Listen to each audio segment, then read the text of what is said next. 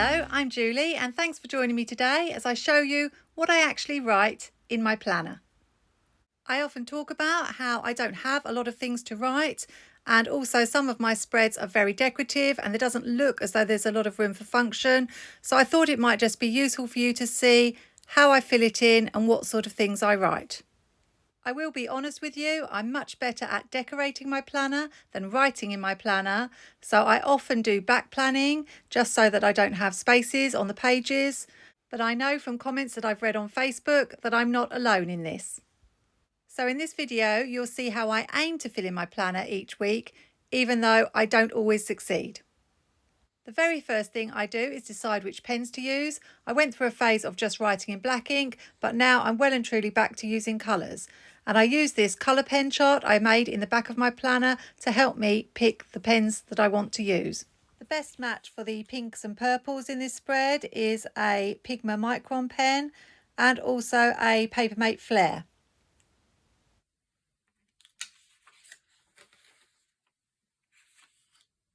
For the greys we have this Pentel Energel 0.7 and this Crayola Super Tip. I always like to have at least one pen that has a thick nib. I do have a couple of pen test videos for the Pentel Energels and the Pigma Microns if you're interested in checking those out. I use this planner as a catch-all planner, which basically means that I put everything in it: appointments, to-dos, reminders, birthdays, all of those sorts of things. The very first thing I do, either on a Sunday or a Monday, is to fill in any appointments for the week and those important to-dos.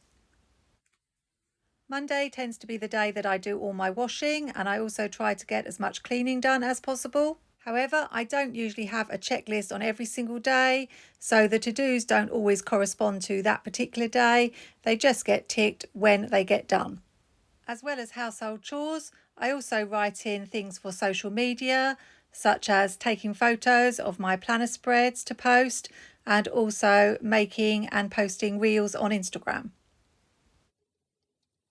I do have a social media planner and I use daily planning sheets. So something I am struggling with is trying to avoid too much repetition between the planners that I have. Sometimes I think I should stop buying the classic vertical happy planner, but it is my absolute favourite to decorate. Also, as well as to-dos, as you'll see later on, I use this planner to record my thoughts, my memories, my feelings about particular events or a particular week. So I really like having this to look back on as a kind of memory spread.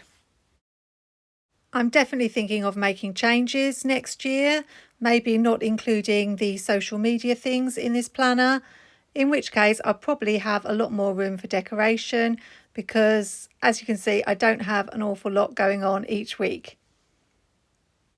This week in particular was pretty quiet, but that's why I wanted to show you how I fill in my planner even when there's not much to say. If I don't have a checklist on a particular day, but I have something I've got to do, like on Saturday I need to return a top to a shop, then I just write it in the white space somewhere in that day. I don't always get the checklist all filled up. Sometimes I leave blank spaces that I can add to during the week.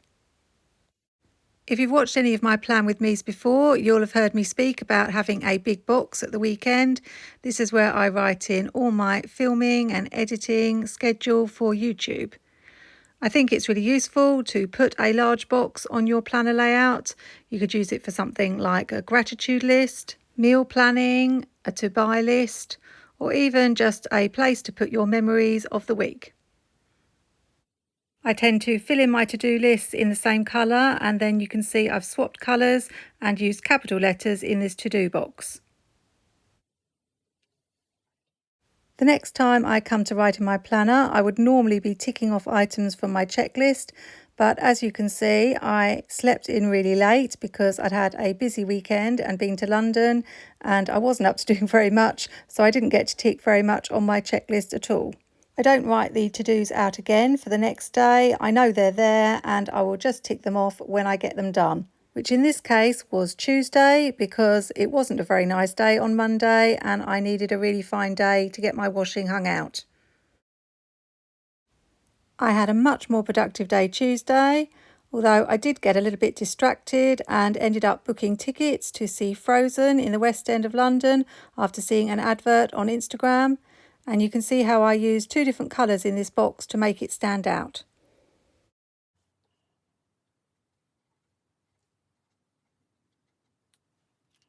I also ordered one of my wishlist items from Happy Planner today because I got the chance to buy the Feeling Festive Be Happy box from a seller on eBay, and it turned out to be cheaper than buying it from Happy Planner, so I decided to treat myself. One of the things I often do is write down the cost of something in my planner for a couple of reasons. I can use it to track my spending, and also I just like to look back and see what I spent on particular items. If I have an awkward space left in my planner, I sometimes write in the other direction just to fill it up. I think that writing in your planner is a really personal thing, another reason that I don't share very often. I really like my planner pages to look nice both before and after the pen, but if you're more of a functional planner, then things like swapping the colours would probably be far too time consuming. On Wednesday, I wasn't as productive as I would have liked to be for a couple of reasons. One was I started to worry about these theatre tickets that I had ordered, about whether it might be a scam because the ad had originated on Instagram. And although I'd been really careful and gone to the actual website to place the order rather than just use the Instagram link, I can get a bit paranoid about these things since I had my laptop hacked a while back. And when I looked on another ticket selling website, it looked like the seat that I had bought was still available. So I decided to find the number of the actual theatre and ring them up and just check that it was genuine. And luckily, it all turned out to be above board. I tend to go by the saying that if it looks too good to be true, then it is too good to be true. But in this case, I got a really good deal. The other thing that distracted me today was finding out that the Happy Planner full release items had appeared on Craftalier, which is a website in Spain that I often order from. So I started placing things in my basket, and of course there's always the temptation that if you spend over £100 you get the free shipping. So I had to browse the whole site just to see if there was anything else I might want to buy. I did tick off a couple of things from my to-do list, but I do find that planner sales are a big distraction and really eat into your time. After ticking off my to-dos for Thursday, I added browsing Craftalier to my to-do list because it can take me sometimes a couple of days or even as much as a week to finalise my basket. I think planner shopping is as much a hobby as planning is. There was even more temptation for me on Thursday when I got a reduced offer for the Mojo Jojo Date It sticker book, which I'd had in my eBay basket for a while. As I'd already just bought the Feeling Festive box, I really wasn't sure whether I should do any more spending in the same week. And in case you were wondering, yes, it was a book that was on my wish list. When I have blank spaces left on a day, I like to fill them in with something. So I tend to look back on the day and see if there's anything I want to make note of. The doctor had rung to offer me a flu jab if I wanted it, so I thought I should make note of that. And I also spent quite a bit of time in my social media planner thinking of ideas for YouTube videos and reels and that sort of thing. On Friday, I reached quite a big milestone on my Instagram account, which was 3,000 followers. I don't keep a weekly tally of my followers, but when I reach a big milestone like this, I like to put it in my planner. Here's another example of me swapping pens from the thicker Crayola Super Tip to the Pentel Energel just to fit the word in the box. After ticking off some more to-dos, I'm left with this rather large space in the middle of Friday with nothing really to write about. So what I sometimes do in that case is to record what television programs I'm watching. And I'm currently in the middle of a series of The Handmaid's Tale. I can't remember whether it's number 4 or number 5, but I like to make a note of that and maybe a little bit about the plot so that I can look back and see what I was watching when. Once again, I'm swapping the colours of the pens just for how it looks. I would say typically I use 3 different colours at least in my planner spreads. On Saturday, Strictly Come Dancing returns to TV. That's a show that always tells me that it's autumn and that Christmas isn't very far away because it runs right through up until a few weeks before Christmas. We don't watch too many shows together as a family. It tends to be just films, but this is one of them. My Feeling Festive Be Happy box arrived today. The eBay seller I buy from tends to be super fast with delivery, so I was really pleased to get that. I do tend to record all my Happy Planner purchases and all the releases and everything Happy Planner in my Happy Planner. It kind of makes sense. I'm just adding some final to-dos for Sunday. What I tend to do with my pens is make sure I leave them out so that I can always find them throughout the week when I want to add to my planner.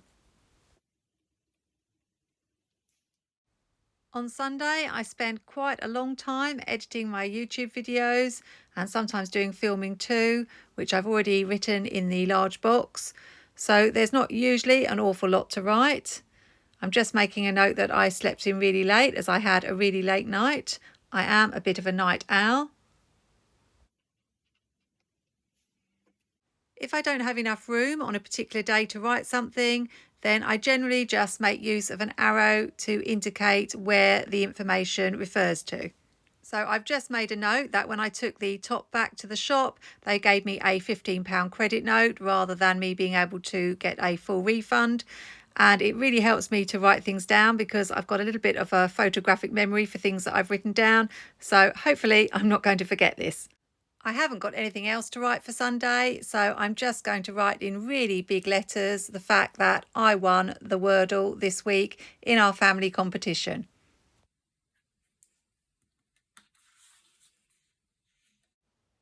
I thought that I would also fill in this week box in the sidebar with the fact that I had equalled the family's top Wordle score. I normally write all about the Wordle in my Skinny Classic, which is my family planner, but this week I never got around to doing a spread in my Skinny, so I wanted to make sure I had written it here. We're a very competitive family and we have 5 of us competing every day with the scores being written down, and every week a winner is declared. There's just a couple of spaces left. Probably because I'm filming this after the pen, I feel that I really should fill them all in.